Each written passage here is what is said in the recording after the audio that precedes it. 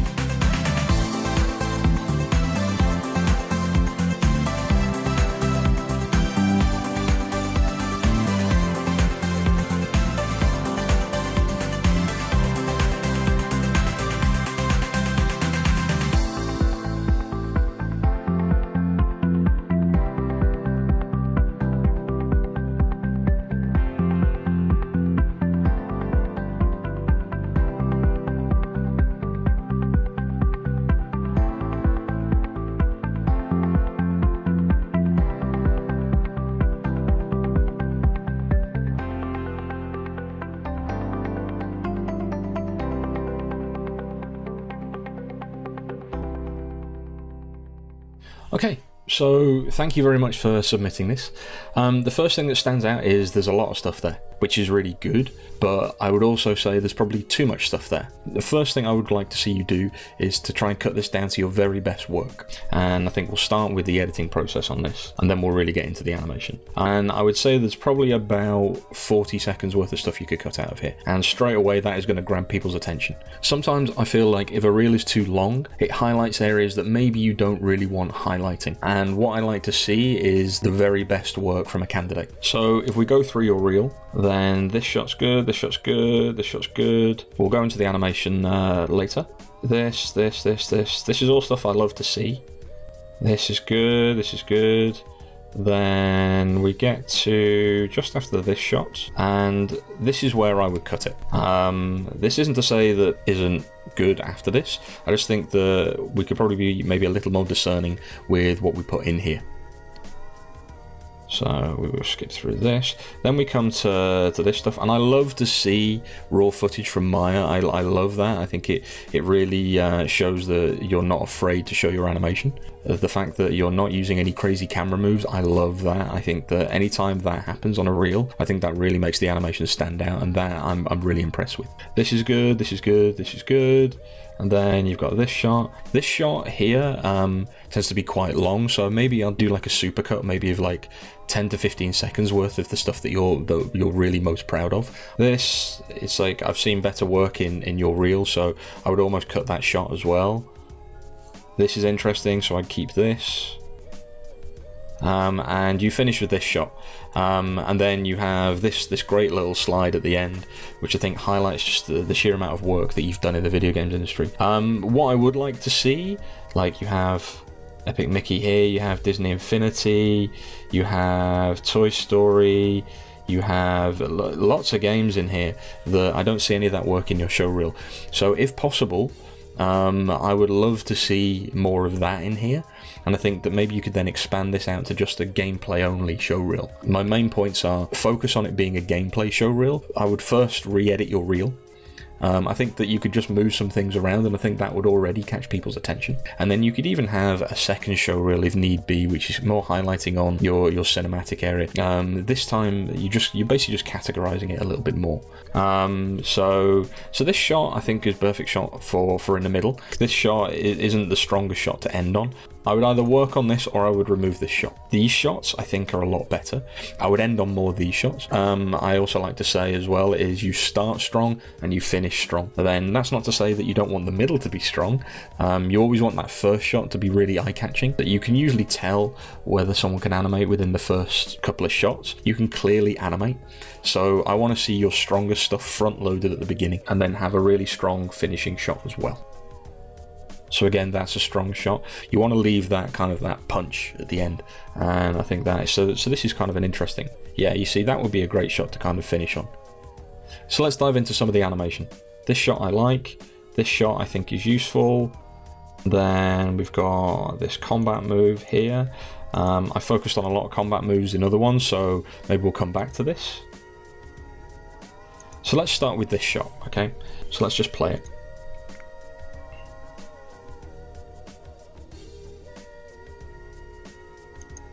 Okay, so the first thing we need to do is we need to understand what that move is. So it looks like it's some sort of revival, I think. First thing I would do is I'd work on the jump. So be careful of that. So if you are going to have anticipation, and I know I've said previously about there is no real anticipation in video games, but if you're going to have anticipation there, make sure you have everything kind of go into that body as well. So you don't want to have one frame there, next frame there.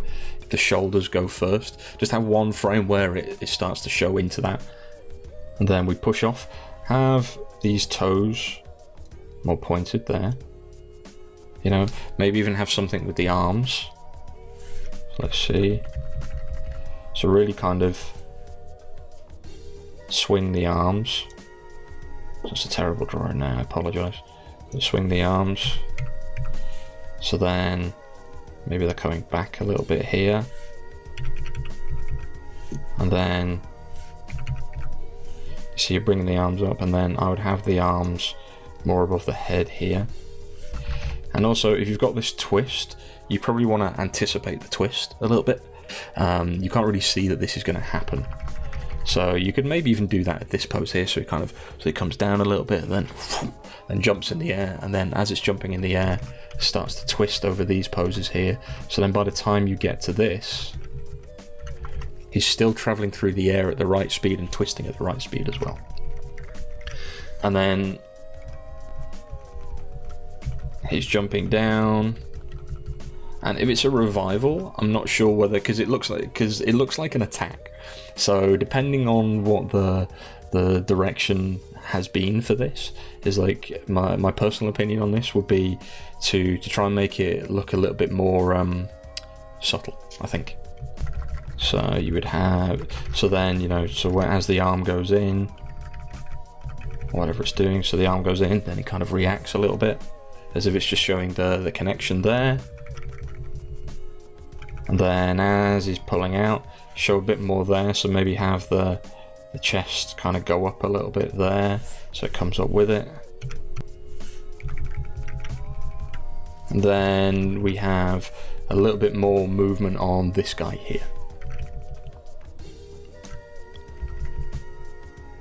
And I would try and make this happen in one move. So if you're coming off him here, so you've got that up there, then he steps off him. Then I would almost try and get that to see if I could have. Yeah, you see you've got this kind of double step. So there might be a better way to get that there. You know, like instead of kind of stepping over and then rotating there,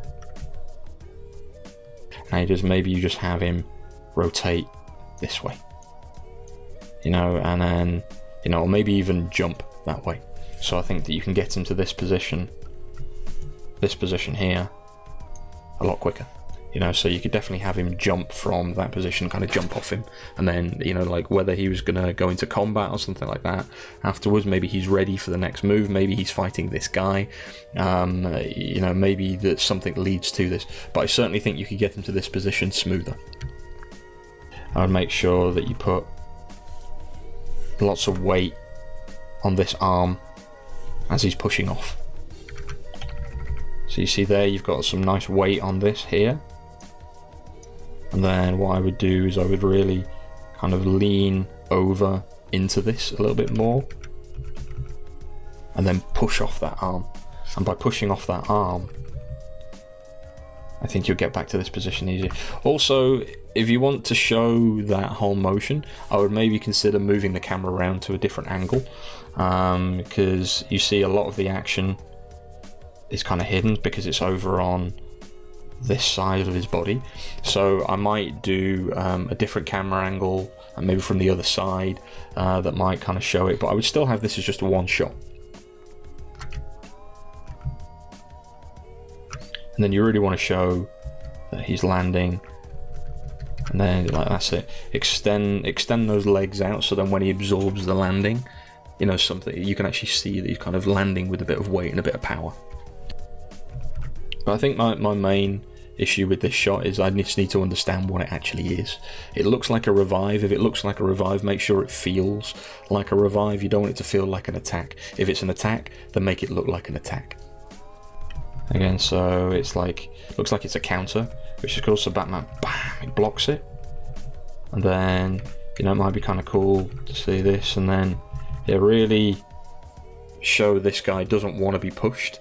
So Batman's kind of, that's it. So you'd have more kind of compression, I think, on the leg there. And Batman really pushing it back. You know, maybe if there's the other hand, his left hand that you can't see from this angle, if his left hand was underneath here, you know, I think that it would really, like, so it looks like it's flipping him a little bit more. I think that would work really well, because otherwise it just looks like holding it, and when you're doing that, it doesn't quite look like there's the power in the move that you're trying to convey. Yeah, so you want to try and separate those two moves out as well.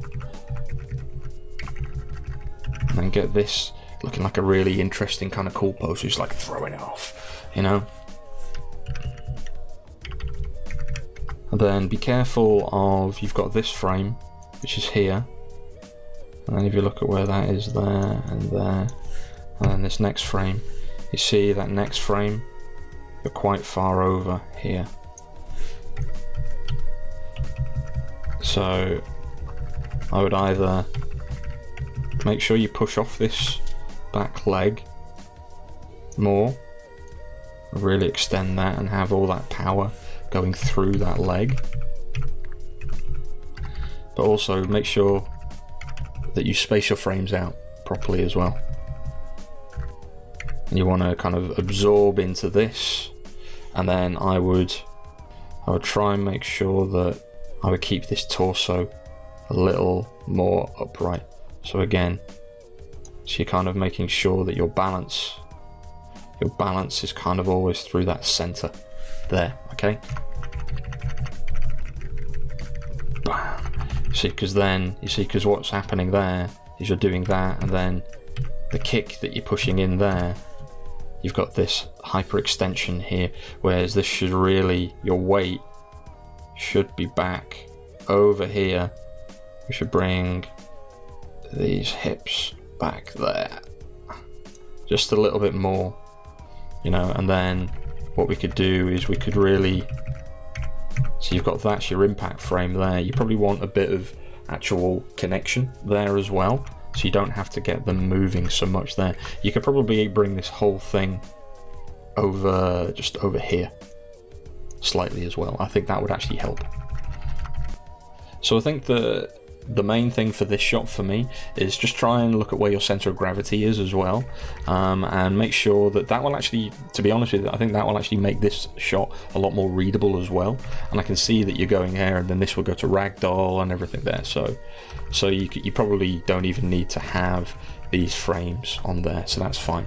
But if you do have those frames, just because when we blend to ragdoll, is you might want to have some movement on those arms, basically just to show some opposites. So when you get hit, you're kind of like that, and then when you get hit, you're like boom, this opposite C shape, which I think would basically make it look like it's being hit a bit more. Okay. And then chances are, if this is an attack and it's going to another move, because it's attacking that way, and again, I have to understand the context of this, but what I would probably do, my character is facing this way as much as I possibly could, because I actually think you could do that quite naturally anyway. So you have that kick, and you've got that. So is your left foot down as your leading foot? Yeah, so your left foot down as your leading foot. So you could have that kick, and then you could bring this foot round here. You know, it's around there. And then that would then bring that foot over there, because you're still moving this foot anyway. So I actually think that if Batman was facing this way, he's ready for the next attack. To me, you kind of got him, excuse my terrible drawing, you know, so he's kind of there, he's like ready, and then, you know, he's there. Again, terrible drawing, I'm using a mouse, I'm not using a stylus yet, but to me, if he's facing that way, then he's ready for the next attack. Okay, the same sort of rules apply. You know, make sure that you read the hits. So we've got this coming in. You know, maybe you can make him jump a little higher here because of the power on the jump. Boom, and then have the arms come like almost like windmilling in. I think that would work really nice, especially it kind of works with the rawness of Batman. And then there's a block there, really show the block, really highlight that. And so maybe have the goon's kind of arms just maybe blocking him a little bit more, and maybe kind of slides him back a little bit. And then that would then lead you into that push. So he's pushing Batman back, and then he kicks him in the face. And I think that maybe you could even do that with a, you know, like as he's pushed him back, that would give you more room for that kick. Because if you want to have that kick, that's kind of a push kick. So you really want to shake, you know, like rotate round one way and then bam, and then push forward. And I think that then looks more like a push kick. Otherwise, it looks like a cross kick. And if it's a cross kick, then you want to make the reaction feel like a cross kick as well. Okay. And don't be afraid to don't cut this too early as well. You know, so because if it works, you want to see that recovery all the way. Okay, so it's another fighting sequence. So I'm not going to comment on these because I've already commented on 2 previous fighting sequences. But I do like the fact that you've got 3 fighting sequences in there. I think that works really well. So this, I think this is a good opportunity to show your skill in animating weight. So I would maybe emphasize this a little bit more. You know, so those doors open and maybe you're pushing it back a bit more, depending on where the context of this move would be. So I think the animation is fine on that. I just think the timing needs work. I think that you could punch it up a little bit more.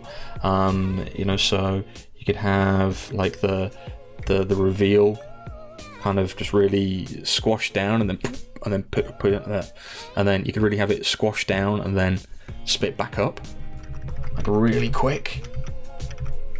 Do something with the shoulders on this character as well.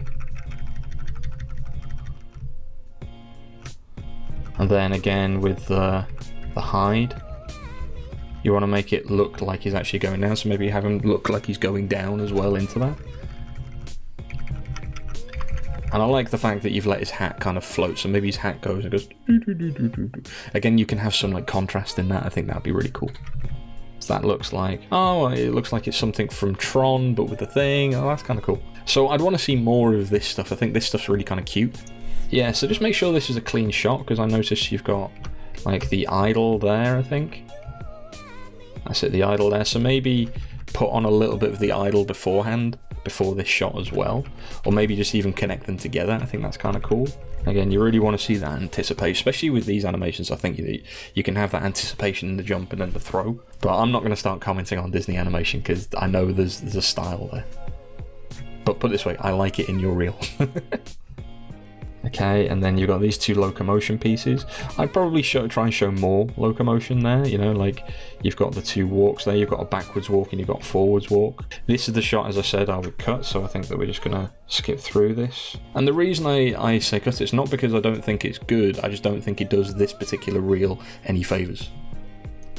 So the same with these shots, I just think that they're better placed elsewhere. So then we come to this shot, which is kind of cool. You get a nice little, like almost comedy scene.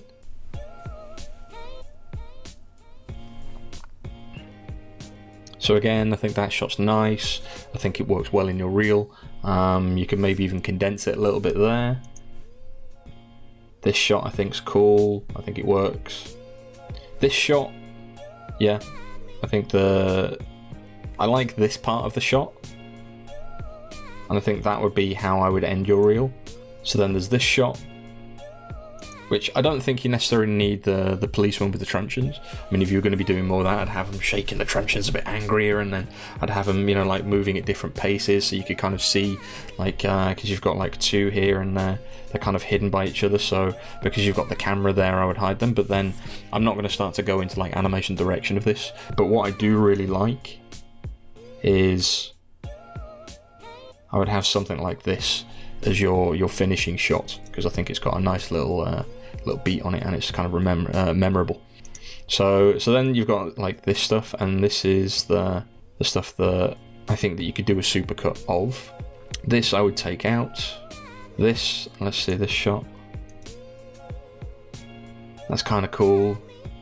So I'd probably keep that shot in your reel, and then cut it a little earlier. And then, as I said, I would take this shot out. The reason I would take it out is because, again, I don't think it does you any favours. It's like, I don't know when in your career this shot was done. What could happen is you don't want to have, because you've got so much stuff. I mean, I had shots in my reel from 2005 that I don't use anymore. They're still decent shots, I just don't use them, just because I have better stuff now. So I think that showing your evolution, I think, is good, but you also don't want people to think that this is your latest work. So you want to make sure that your latest and greatest work is there. All of this. I love the fact that you've put this on the end. I think this is really cool. It shows how long you've been in the industry. But also, I want to see bits of everything in there. You know, like as I said, like I want to see some of the Epic Mickey stuff. I want to see some of the Alien stuff. I certainly want to see like Toy Story and Indiana Jones. I want to see as much as you can show that is relevant to the games industry. Things like that, I think, will really help you. Okay, so this has been a really interesting reel to have a look at. For the fact that it's a reel from someone that's been in the industry for so long, and it shows that when you've actually got this much work, is you have the luxury of basically choosing what you show and what you don't have to show. What would I do to this reel? The first thing, as I said, is I would probably edit it down.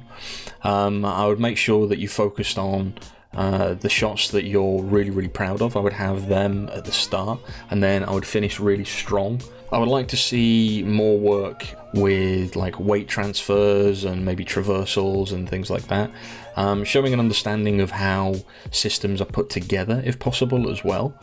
I think that would really help. So if you've had chance to work with state machines or with pieces of animation, show that, and anything that you can show there is also gonna make you stand out, because people like me that are hiring are gonna really kind of gravitate towards that.